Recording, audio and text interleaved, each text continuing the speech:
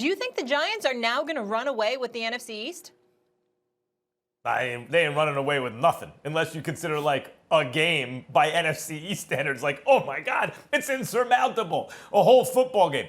No, they're not running away with anything, and that has a lot to do with their schedule, although when you look at the schedule, you don't see that's an unwinnable game, like Baltimore right now. A couple weeks ago, you go, man, the Giants are going to get killed, like a month ago. Not anymore. It's a winnable game. Arizona's a winnable game.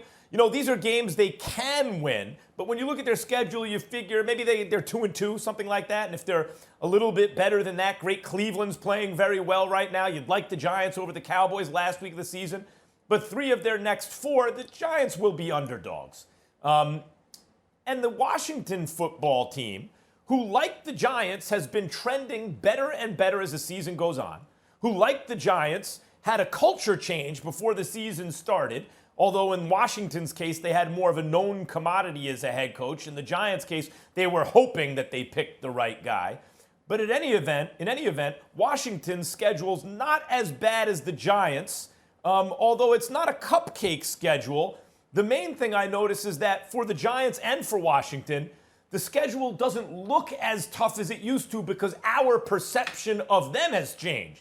You know, when you think differently about your football team and you look at a game like Arizona or Baltimore or Cleveland and you think your team is really no good. If it was the Jets, you go, gonna lose.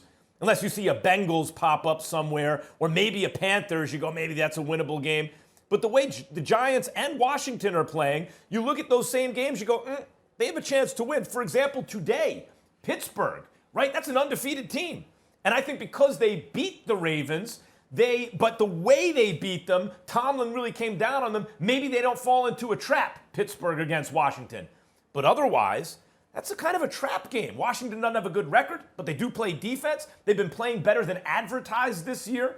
Meantime, the Steelers are coming off a Ravens game where obviously the emotions get up, and as Ryan Clark says, best time to play the Steelers or the Ravens is after they play each other, right? All of a sudden, I look at that game, I go, I think Pittsburgh's going to beat Washington.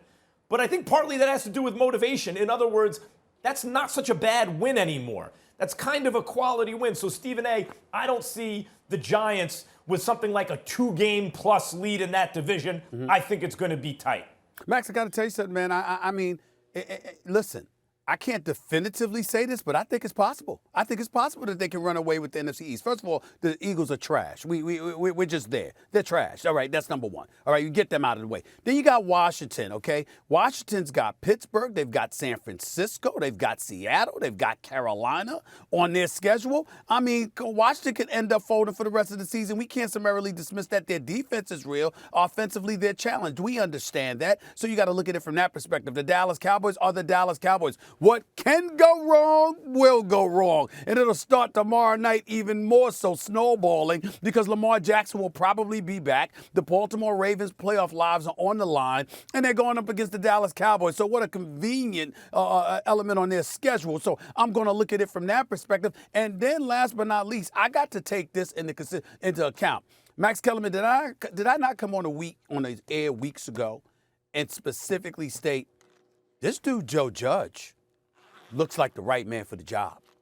Every single week we have watched the New York Giants. They have improved. Whether they had Saquon Barkley when he goes down, whether they had Daniel Jones, ultimately when he goes down, when you watch the New York Giants, this guy, Joe Judge, seems to be the right man for the job. I can't say enough about the guy thus far. They play hard all the time. They improve every single week. And considering where they were and what we considered them to be, and to watch them go out and play the way that they play, particularly on the defensive side of the ball, they're a top 10 defense, number 8 overall, top 5, meaning number 4 against the run. These brothers come and they play and they get after you. So you're going to be in a dogfight. You're going to have an opportunity to win games because that defense usually gives you that opportunity. And when you combine that with the ineptitude that exists within the rest of the NFC East, not even taking into account their schedule, just what you've seen thus far, and then you take into account the level of competition Washington is going to have to go against, the fact that the Dallas Cowboys are who they are, and we know that the Eagles are trash, I definitely think the NFC East is ripe to be had by the New York Giants and Coach Joe I Judge like your points. and his defensive coordinator. But I like your points about Joe Judge. I'm going to get to that in a second. First of all, Ron Rivera is a real guy, too. And when you look at the division, the teams with the coaches that you go, okay, that's a culture change. Those are the teams, New York and Washington, trending in the right direction. And those were the teams considered bottom feeders in a bottom-feeding division. So I have to say that about Washington, who usually I think is the weakest team in the division. As far as Joe Judge is concerned, you were right about Joe Judge. Joe Judge, when you do those kind of hard-nosed tactics with the players, you're hard on the players, you're hard on the coaches, early on as a rookie head coach, that could backfire. You have to do it with substance. You have to do it in a way where the team believes that you care about their best interests, right? And Joe Judge has pulled that off so far. It seems to me he's gotten buy-in, and that's great. I'm a huge Giants fan. That's great. I'll say something else. Colt McCoy is a solid NFL backup, but that's what he is, a backup. 100 yards, a touchdown, and an interception, and the Giants were able to beat Seattle with a backup. Daniel Jones, I'd say, is an average or maybe still a tick below average starter, only in his second year, so maybe he can be better than that by next year. But an average-ish starter obviously gives you a premium over an average-ish backup, and Colt McCoy just won a game. So they should get better when Daniel Jones gets back, and so far his rehab is promising. All that said, I'm not going to say the Giants are running away with it. I think it's going to be close between the Giants and Washington, and the division is so bad, Stephen A., if the Eagles steal a win, if the Cowboys get a win, and don't forget, the Cowboys beat the Vikings not long ago. The Vikings are pretty good.